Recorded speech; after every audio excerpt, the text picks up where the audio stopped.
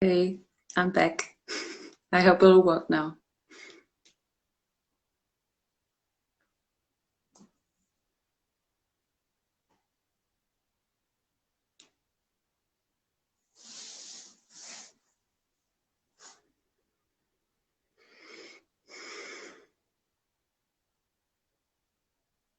So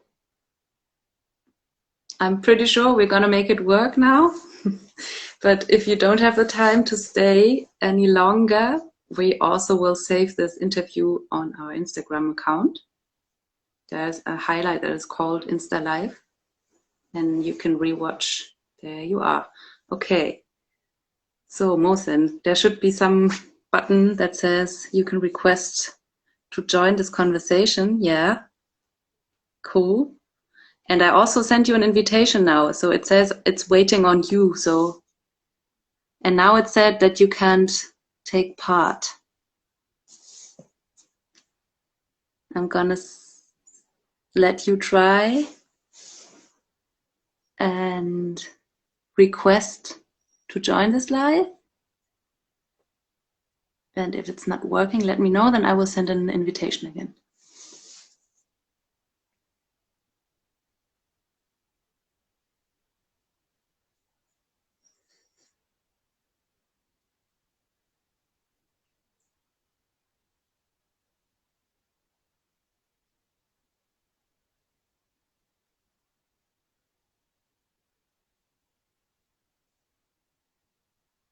Yeah, there you are.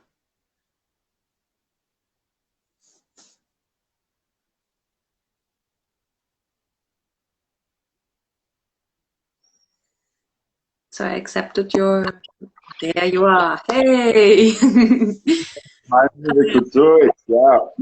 Good to see I you. in my laptop, but I couldn't, so I joined with my cell phone. Sorry about the delay. That's okay. I'm glad you're here now.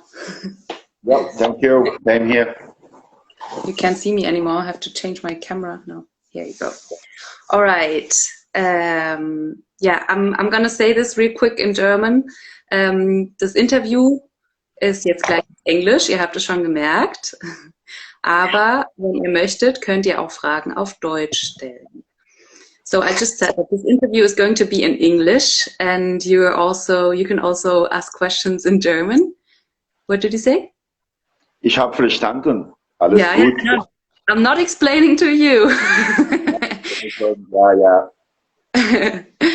Ja, Yeah, and yeah, it's a pleasure to have you here, Musan. We've already yeah. Yeah, so if you have questions, you can always put them down in the comment section. And yeah, I don't understand them if they're in Arabic, but you can maybe translate if. Sometimes, yeah, my friends, they will write in Persian, actually, Persian and Turkish. But yeah, if necessary, I will translate them. Yep. Great. Okay, so I thought maybe you could say a little bit who you are. Just tell us a bit about yourself. Oh yeah, I'm Mohsen Ferzizadeh. For 2 years, I'm living in Germany. I was in different camps, and yeah, I did some political activity here and too. You know, in camps we had too much problems that we will talk about in detail later. Yeah, that's all about it. Yeah. Okay. Yeah, actually, we did in preparation of this interview, our social media team did some polls on our Instagram account, and they were asking our followers if they knew how camps in Germany are organized, how daily life works in camps in Germany. And they also asked whether the people knew where the camps that are located in close to their homes even are. And what do you think the majority of people said? Yeah, good, because many people they don't know how the life is inside the camps, and most of them think that we are having a luxury, we are living a luxury life back in the camps, but it's not at all like this, you know. In camps, there are too much controls. You know, whenever you want to get into the camp, they inspect all your body, your bag. If you have, I don't understand this. I never could understand what is the reason. We are simply refugees here. We are not criminals. We are not prisoners of war. We are not troublemakers. Why they have to inspect my body each time I'm entering the camp? This is about the security things. And in camps, you know, there are small rooms. We have to share them with 4, 5, sometimes 6 people. And in each flat of the, you know, in the camps, in each flat of the buildings, there are 60, 70 people living there, and there are only 3 toilets there. So we have to share everything together. People from different culture, different nationalities, you know, it's somehow difficult, a bit difficult actually. And but, you know, the hygiene, the disinfection is not good in the camps. You have to, even for taking the showers, we didn't have showers 24 hours a day, you know. It was, I think, till 9 o'clock at night, and after 9 it was closed till 6 o'clock in the morning. So some people need it, you know. Families are living there, children are living there. They should have douches 24 hours a day. Yeah. And yeah, about the privacy, there is no privacy inside the camps. You know, you're sitting in your room and already you are 4 or 5 people inside the room from different nationalities. So it means that you don't have any privacy with those people. And even worse, anytime they can open the door, the security, the working staff in the camp, you know, without even knocking the door, they can enter the room to check, I don't know what. So you don't feel safe there. You don't feel free in those camps all the time. You know, you are disturbed. No privacy, and this is the thing. And about the food, you know, in camps, as I told you, in Germany, it's the camps in Germany are multinational. People around the world are living there, and each nationality has its own food culture. And the bad thing that they don't allow yourself to cook for yourself. There is no kitchen to use, and you have to eat what they give to you. And there is no menu, you know, there's only one type of food all the time. So if you like it or not, no matter, you have to eat it. Mm-hmm. This is another problem. And inside the camps, you know, there are people working as a social arbeiter, soziale Arbeiter, you know, we have racist people among them. Too many racists are working in the camps. That is surprising for me. Why a racist person should work in an international camp? Why do you think they are hired there? Why do you think they want to work there? I don't know. Sometimes I think that they are doing everything on purpose to annoy us, to hurt us. I don't know what is the reason, but they know. I wrote many different letters to the management, even to the Landesdirektion, about the racism actions in the camp by, I don't know, by security staff, by working staff. I wrote more than 3 letters, but no one answered it. I didn't get any feedback. Mm-hmm. So that's why I think this is how they planned. It's their plan. So, yeah, I don't know what is behind this. I don't know. Mm-hmm. Everything you tell me actually sounds more like prison to me than like a place where people... Hannah, you know, when you are in a prison, you know that you have done a crime. You have done something that's a crime or what is, you know, against the rules of the society. So, you know, for a reason you are in a prison. So it makes it easy to spend time. But in the camps, what reason I'm in the camp? Why should I stay in the camps for 2 years? Many people, more than 2 years, you know. I don't understand. What is the purpose of the camps? They say, yeah, you are here in the camp. You should learn about the rule of the country, the culture of the country.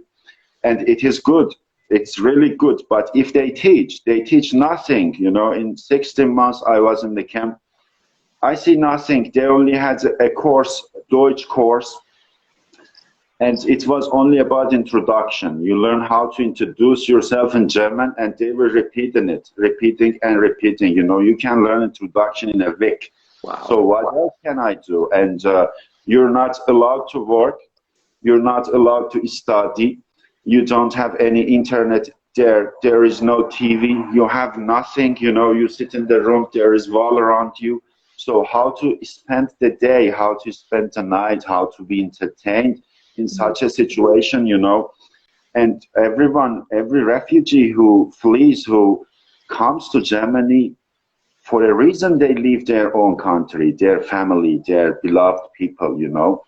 And you are into these things, your mind is already busy, stressed out, I don't know, with different negative thoughts.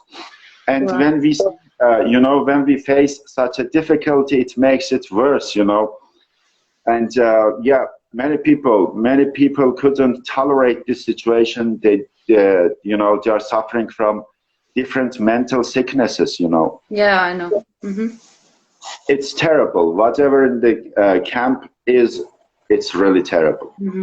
Someone just said prison is better than the camps because you have more privacy there. You have at least privacy in the camp, in the prison, but in the camp, no privacy. No privacy in the camp. You also lived, when you came to Germany, where did you go first? Where did they put you first? Was that Leipzig or was it somewhere else? When I came first to Germany, I went to the west part of Germany, to the Düsseldorf. Actually, I went to the police in Düsseldorf. Then they sent us, I was with a friend, they sent us to Bochum. From Bochum, they sent us to a camp in Essen. And after being in that camp for a week, they sent me to Chemnitz.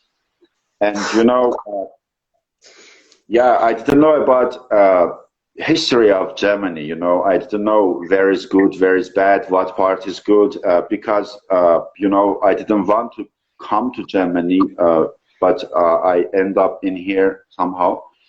And I didn't know about its different states, different cities, how people are in different cities. So in the Essen, when I got the transfer paper, there was an Iranian lady working there. I showed the paper and the name of the city that I have to go there. He read it and he just said, "Mohsen, I'm sorry for you. This is what I can tell you." And I didn't understand why she feels sorry. The transfer actually is a good thing. When you are being transferred, it means your process is going ahead. So I went to Chemnitz, and after a week I understood why she felt sorry. You know, it's terrible. In East Germany, it's a little bit more difficult for refugees because they are not somehow welcomed, not by everyone, but in Chemnitz, it's really terrible. You can face those people every day insulting you, looking in a way that you are stealing something from them. All the time, suspicious looks, you know. And yeah, I was there for 4 months, and after 4 months, they sent me to Leipzig, near Leipzig, you know. And in Leipzig, Things didn't get better, didn't they? Even if Leipzig is maybe a little more open-minded than Chemnitz, one would assume Leipzig wasn't probably better, or was it? This is what I have heard about it, you know, because they were transferring people to much difficult places, you know. Schneeberg situation is really difficult. When it was Leipzig, I was really happy. Wow, I'm going to Leipzig, because I have heard many good things about it, about the people, that how open-minded they are. There is not much racist people there and this stuff. But unfortunately, we were you know, surrendered in the camp. We were prisoned in the camp, you know. And around the camp, there is a fence, just like criminals. You're not allowed to take inside anything that is made of glass, no matter what is it. You can't take it in. And yeah. And the idea is that people don't stay there for long, right? But in real life, they stay there sometimes for years. You told me, right, in advance. Yeah, you know, camp is you know, it's the shortest stop actually. You know, they put us into the camps to do some paper stuff and to teach us a little bit about the rules, laws, and culture. And I think 2 weeks is enough for that. In 2 weeks, they can teach everything. They can tell everything that they didn't told us in 2 years. You know, they do nothing actually. But the reason they are keeping people that long in the camp, I don't understand. Mm. And while you were living there, paradox is they say it's a rule. It's written in the rule. If you come to the Germany, after 3 months, you are allowed to study. You're allowed to work. But I was fighting to get my permission, work permission. I couldn't get it in 16 months. I couldn't go to school in 16 months. So what can I do? You know, you don't have anything to entertain yourself. You don't have any, you know, anything, any tools to study yourself, to learn yourself. You know, self-study actually. mm-hmm. The teachers in the camps, they are just like normal workers there. They are not actually teachers. I'm a teacher. When I go to the class, I can understand if she has the knowledge to be called as a teacher or not. They were not teachers. They were just speaking the Deutsch-born people. They can speak the language. So speaking the language doesn't mean that you can. That was their qualification. Great. They made it really difficult, you know. No offense to the teachers. They were really great, great character, great personality. But as a teacher, I can't say they were teachers. I was just going to say, because your background, you are a teacher, so you have the knowledge on how to teach people different languages. So that must be pretty frustrating, I can imagine. Let me ask you about something else, because you told me also that while you were living in Dölzig, you were also complaining about the circumstances there, right? And then you got into contact with Yeah. No, when I first go to the Dölzig camp, I was surprised somehow because in the toilet there were no papers, no soup in the toilet, nothing. And I was complaining about it all the time, but no feedback as usual. And then Corona days came, first lockdown started, and after first lockdown, it was, I think, 10 days, 2 weeks after the lockdown. We didn't have any mask there, we didn't have alcohol there, any kind of disinfection, you know. And we were sharing, you know, we were still eating in the dining room, you know, everyone was eating together. I told them many times, why don't just give it to us? Everyone can take it to the room and eat in there. So it can reduce the risk of Corona, but they were not listening. So I tried to talk to the management, to the boss, but I couldn't do it because it was somehow impossible, you know. The boss was like a king, he's like a king there, and I will talk about it too.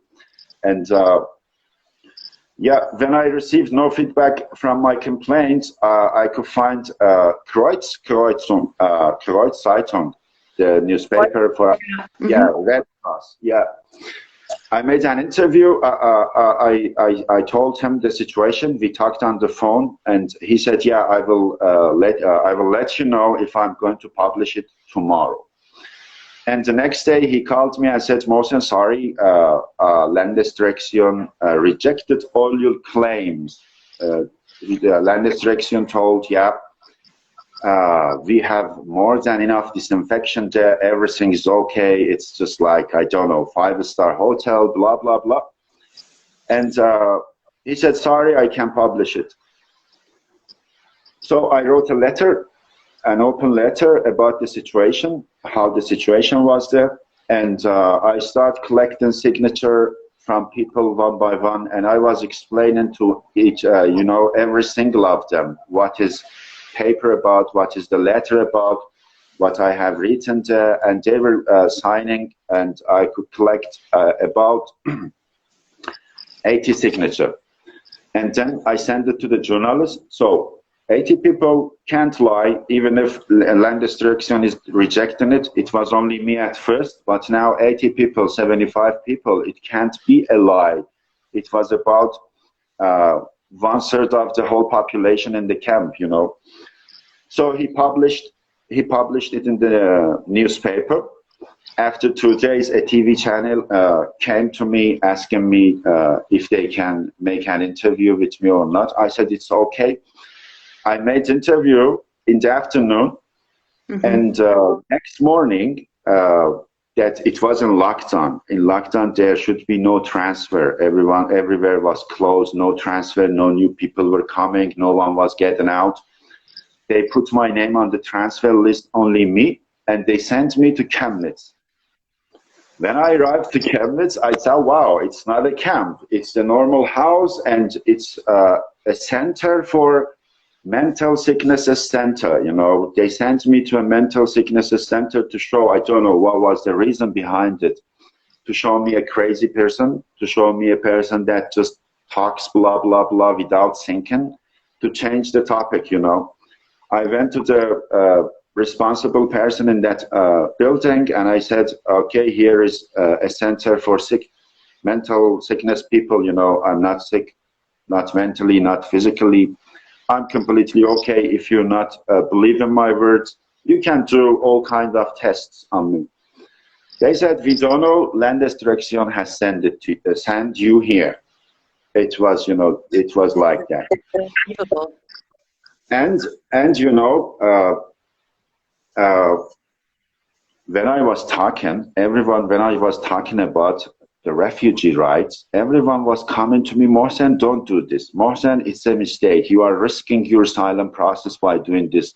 They will put you in difficult situation for sure. Everyone was telling it, but I did. I should have done it. You know, I did it actually. I didn't stop because what people are telling to me. And after they transferred me, Maltesa is the organization that are working in the camp. Social workers, they are from a company named Maltesa. Some of Maltesers start telling people, did you see what happened to Mohsen? Did you see what happened to Mohsen? He talked, and they sent him to a crazy center. So they were manipulating the others. Propaganda against me, yeah. It means that don't talk, just tolerate. If they're not giving you rights, just keep quiet and accept it, you know. They were trying to, you know, dominate like this. And yeah, after 6 days of living in that center in Chemnitz, I have received a call. It was Julia Nagel from the Linke, actually. And I didn't know her that time. I talked and I told my story. Yeah, I was asking for disinfection soap, alcohol, and this stuff. They sanctioned me here. And she put my story on her own page. And the next day, they sent me back to the same camp in Leipzig, in Dölzig. So that's the question. Sarah is asking why they sent you there. So they sent him there because he was complaining about the circumstances in the camp and was talking to the press, and their reaction was to send him in a mental institution. And he spent 6 days there until he got in contact with another politician. I talked about my rights instead of not my rights, refugees' rights. You know, I was not talking about myself. I was talking for everyone. Right now, I'm not here for myself. It's about refugees, you know. Instead of solving the problem, they sent me there to show me a crazy person, a physical, you know, psychological sicknesses person that I don't know. Okay, solve it. How much does it cost? A mask, I don't know, alcohol. Why don't you do this? You know, wherever we run the camp, in the rooms, everywhere in the office, they have put some papers on the wall. Wir sind gleich. Wir sind alle gleich. What kind of equality is this? You know, when it's about, you know, about the food. I'm not complaining about food, but I'm telling in general because it was problem for many people, you know. The food that you can't choose. That's The true. time of showering that they are telling you some specific time, you have to be there in those times. You know, it's not military. We are not here as a soldier. We have come here to start a new life, a new safe life, actually, you know. People who leave their countries, they come here to find peace, Of not, course. yes, not to put them into those kind of crazy camps and make them crazier than, you know, many people got crazy those days. I remember, I know many of them. One doesn't leave one's home to go to such a place. But what happened when you got into contact with Jule Nagel? What happened afterwards? Afterwards, I've been back to the Dolzig camp, and nothing was changed there, you know. So I start complaining again, making interviews, talking to the TV channels, talking to different organizations, and asking for support. Actually, you know, it's Corona. It's not matter of joke. It's killing people around the world daily. You know, thousands of people. So, you know, we haven't take this much risk to come to this camp and got that corona and die for nothing. Die for the only reason is that the boss, I don't know, the chief of the camp is not capable of managing the camp. You know, it can't be a reason to me. You know, all the time they're talking about human rights, equality, and in the action, people from other countries are third, fourth, fifth class people. They talk to you. They talk to you in a way that they are talking to a fool person all the time. They are insulting us all the time by talking. I'm talking about social workers, security in the camp, not the normal people. You know, those people who's you know, social workers, they are knowing about the situation better than people. So I expect more than people from them, you know. I expect a little bit respect from them, but I never see this, you know. There were good people among them, but yeah, mostly we were receiving those treatments and all the time, you know, being insulted. Yeah, just like acting you just like a child. Okay, sit down, stand up, you should sleep now, you should wake up now, you should take a shower now, you know. And is this equality? Are you living the life like this? You Deutsch people, German people are living like this. Someone turns off the lights. Okay, it's time to sleep. Okay, it's time to wake up. It's time to shower. Is it equality? Also that they promise you that you can work after 3 months and then they treat you as if you were in prison or as if you were in the military. So a little more about you. What happened after you left Dölzig? Eventually you got out of there, and what happened afterwards? Because we talked. Let me tell you something more strange about that camp, you know. When I was back, Jule and Flüchtlingsrat, actually, Mark from Flüchtlingsrat and Julian Arkel and I, we wrote some kind of application complaining against the situation in the camp. I did it for the first time. My case, sorry, my case went to the court and judge rejected it. They said, no, it's okay, you can live in there without having the fear of being infected to the corona. So we started to do this with other people. Exactly the same application, the same form.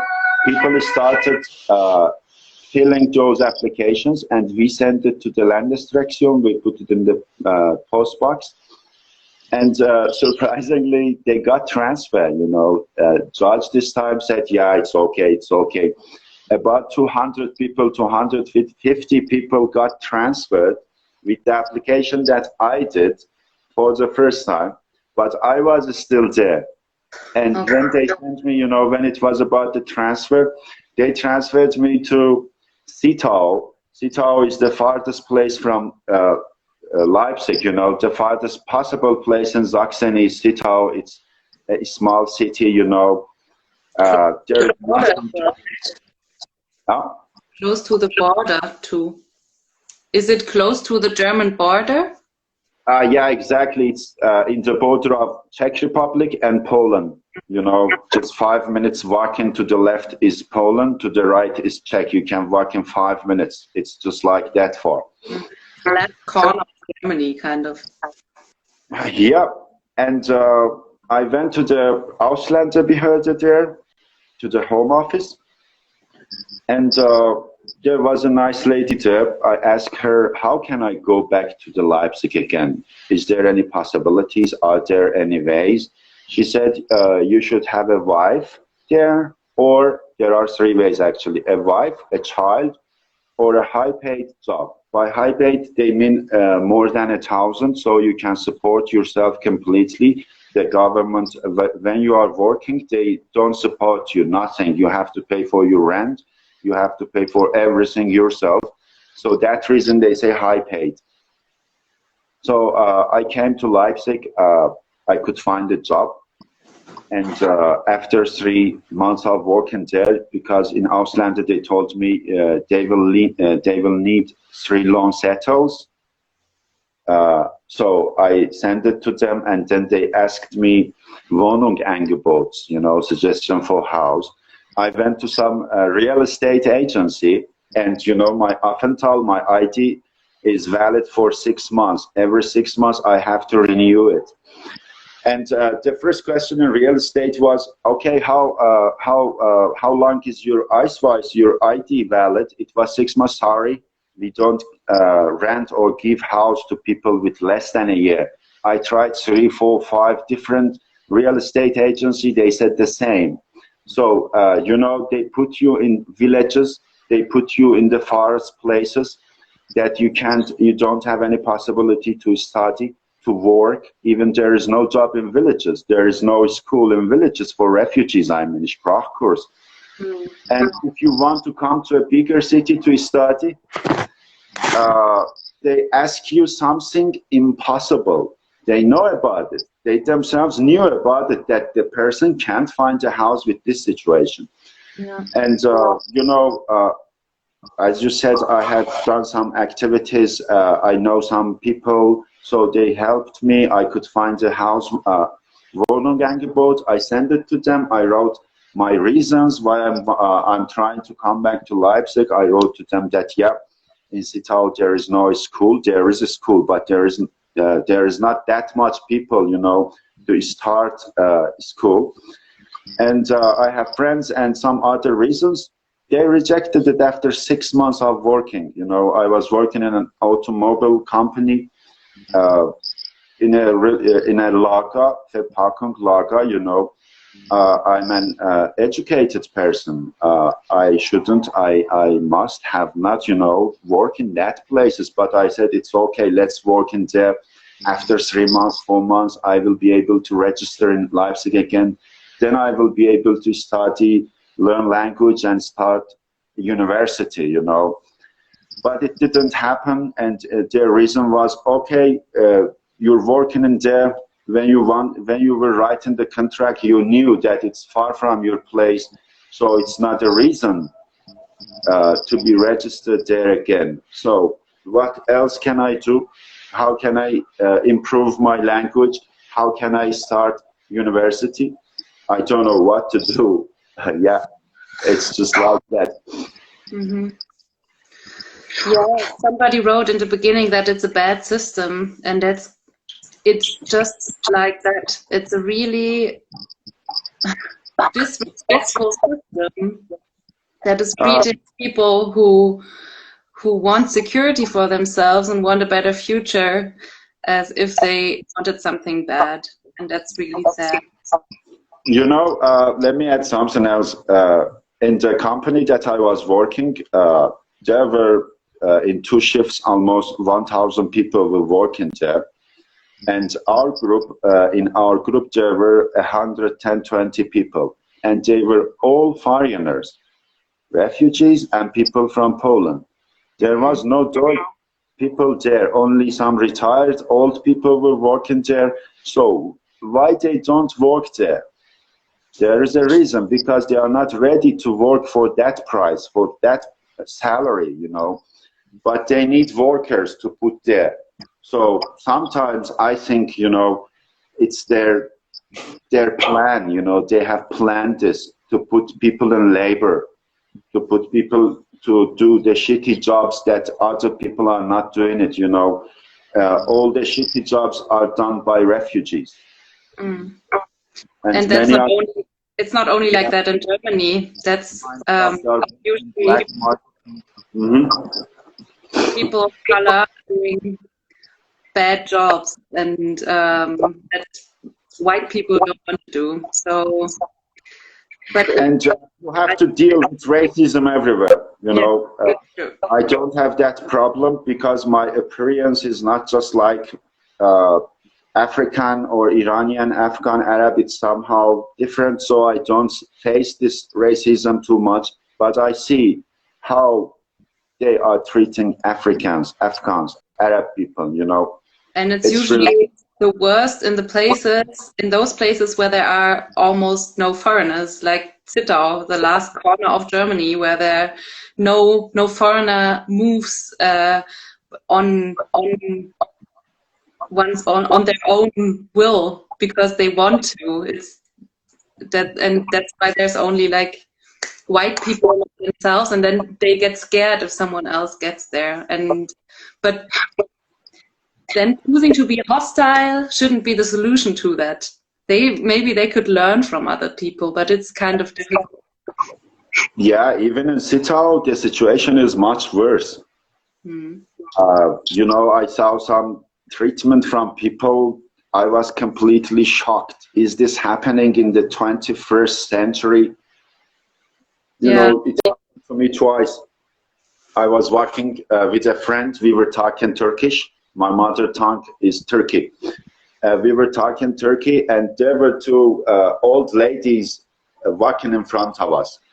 And when they heard another language, they stopped, they faced the wall, and they waited for us to be away for 10 steps, and then they start to come.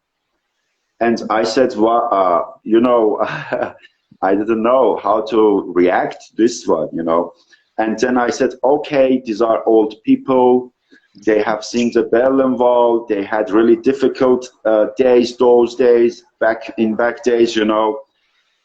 It's somehow, yeah, not acceptable, but I can deal with it because they have bad experience. But the next day, the same thing happened by two teenagers, 20, 90 years old. But that one, yeah, yeah. And imagine how possibly can I study, live, work in that place? You know, when people see you, they turn their back to you.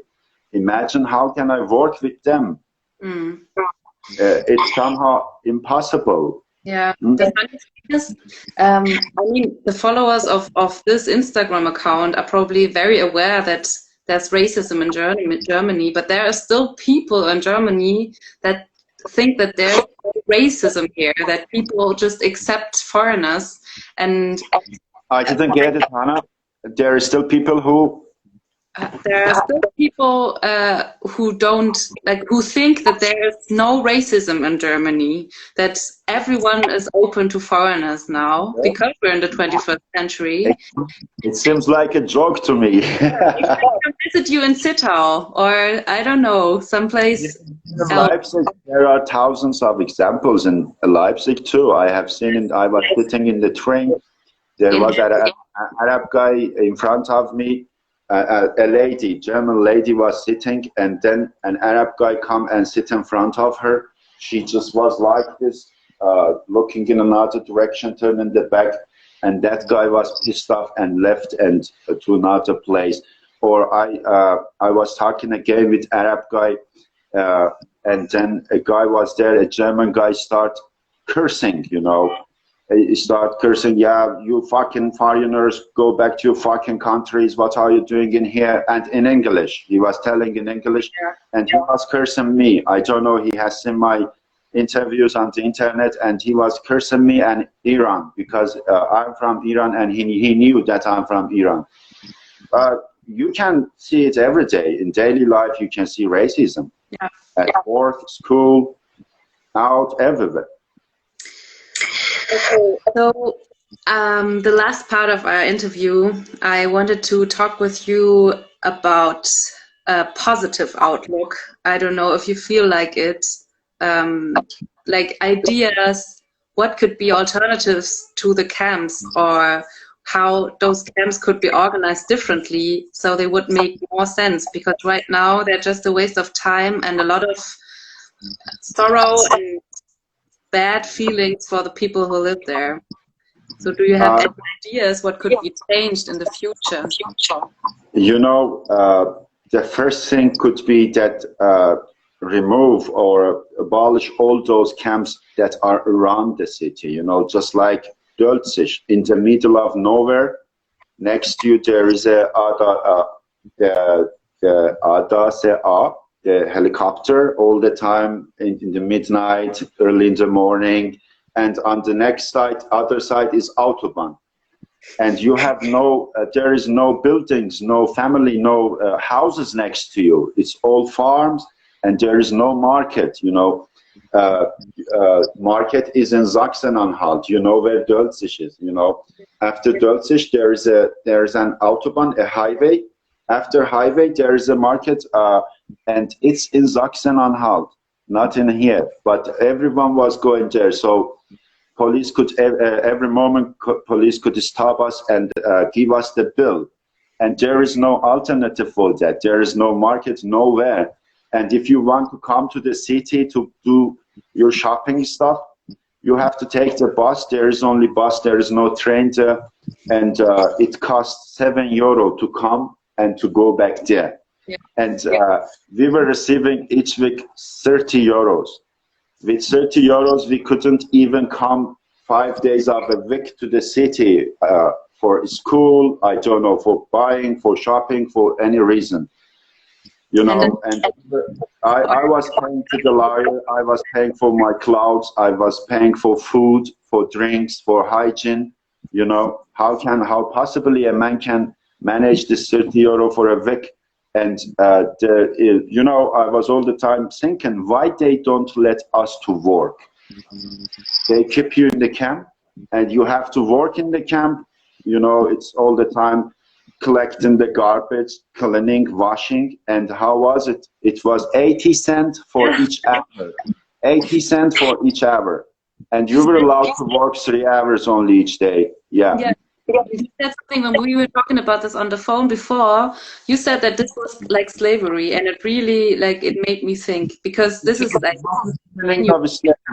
slavery is to feed someone, to give food to someone, shelter and food, and put him into the labor. This is a slavery, and this is what they are doing. Exactly, it's that. Yeah. So what would be the alternative to that? If you could rewrite your story, if you could rewrite the story when you came to Germany first, how would have liked the whole system to? You know, my expectation from Germany, from a country like Germany that is, you know, industrial country in whole world, you know, it's not a poor country, it's a rich country.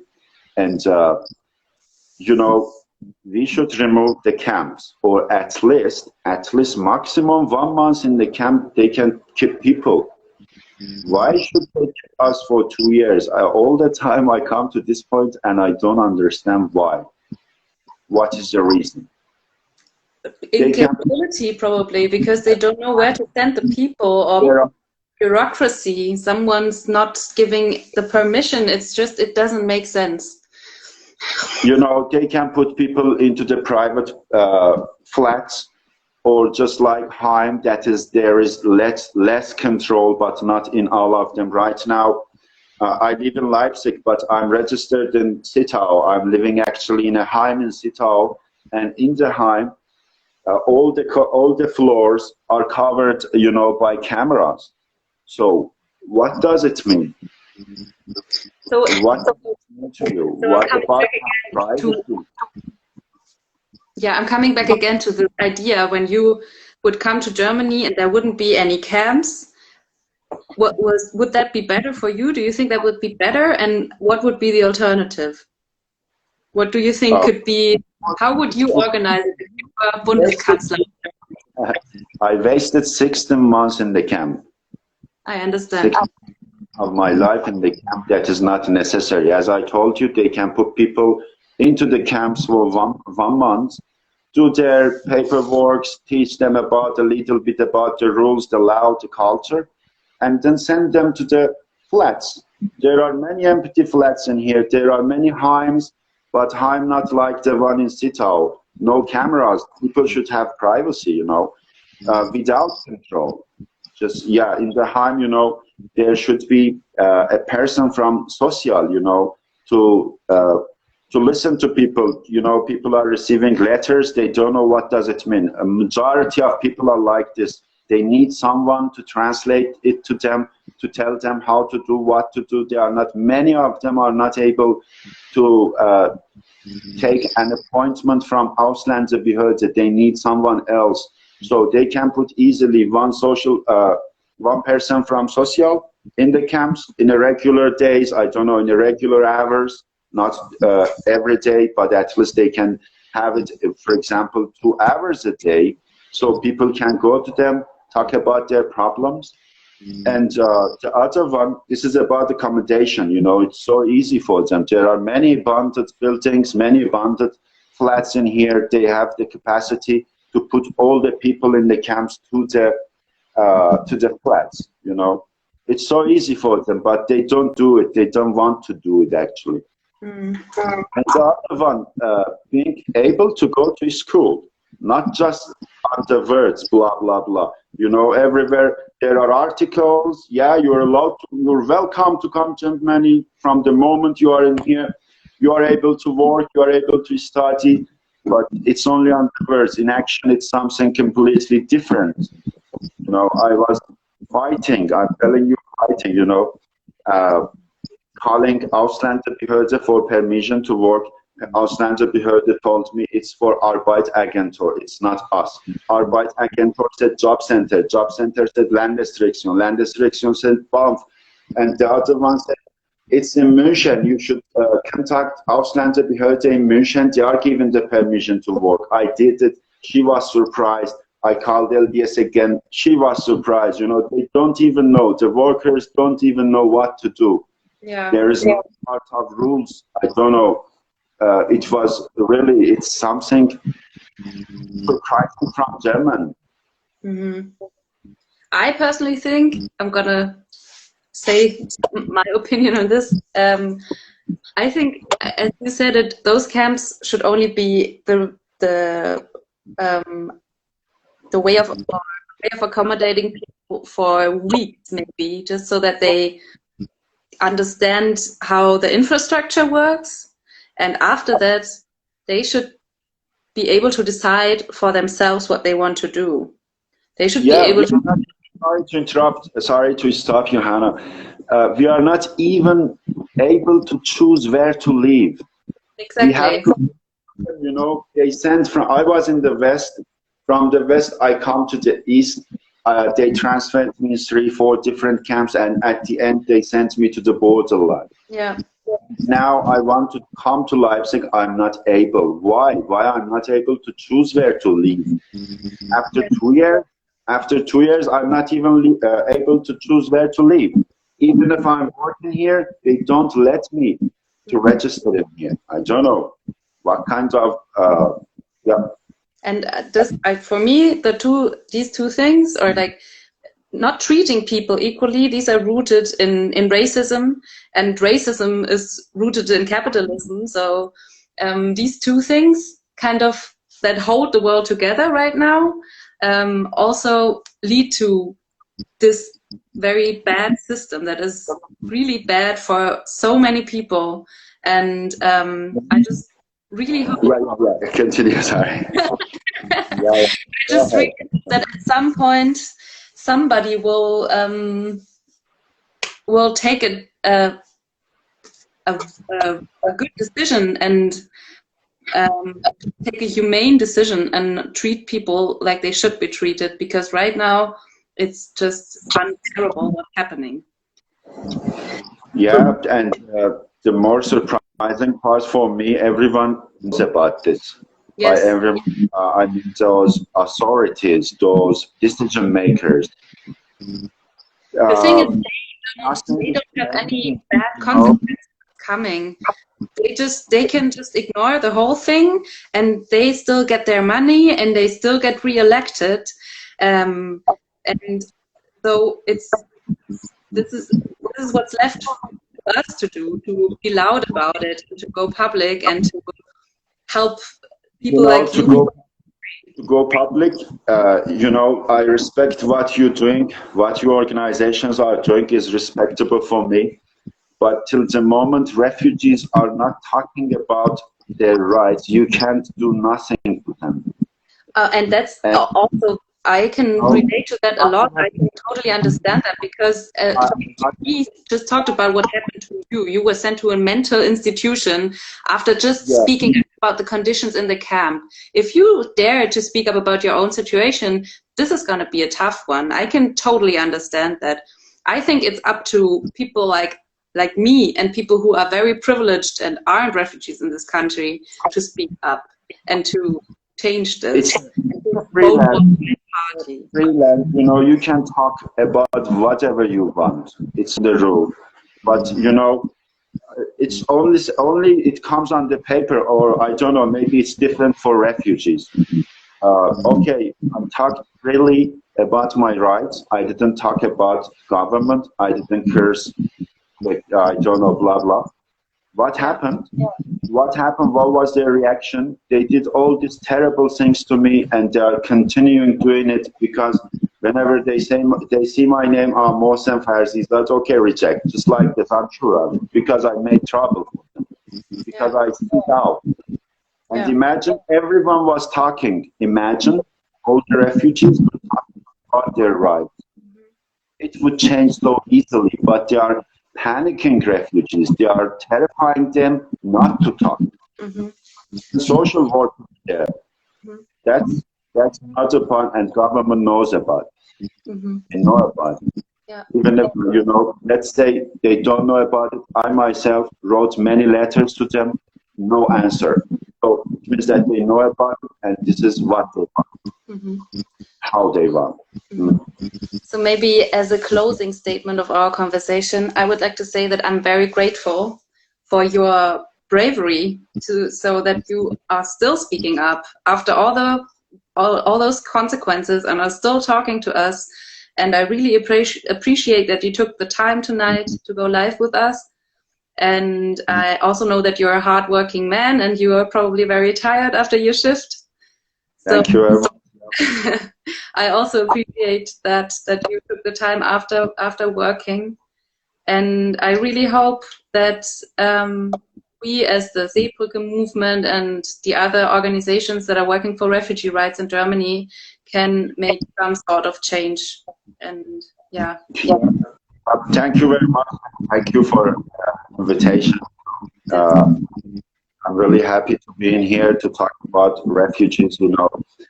My main goal is to make people know what is going on inside the camps, because it's not all about racism. There are many people that they think we are here having fun all the time, living life, the baby life, but it's not like that. They should know. They should listen to interviews like and think about the situation in the camps, and then judge us. Without knowing, they are judging, and that's the reason many people don't like refugees. But many of them are not racist. Many of them think that we are kind of freeloaders here. Okay. I hope that this will change in the future. And how? I hope so. Yeah, I hope so too.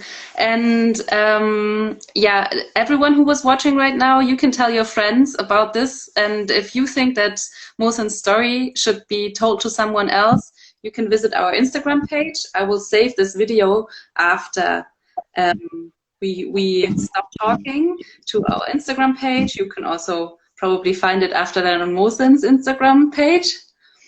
And it was a pleasure to talk to you. And I hope that things turn around for you and everything will get better from now on. It's taken too long, but yeah, it will change for sure. One day things will change for sure. Okay, that's a nice thing to say at the end of this, I think. Let's Yeah, hope for change. Thanks, Musa. yeah. Thank you very much. Have a nice evening. Bye bye. Have a nice Bye evening. Bye. everyone.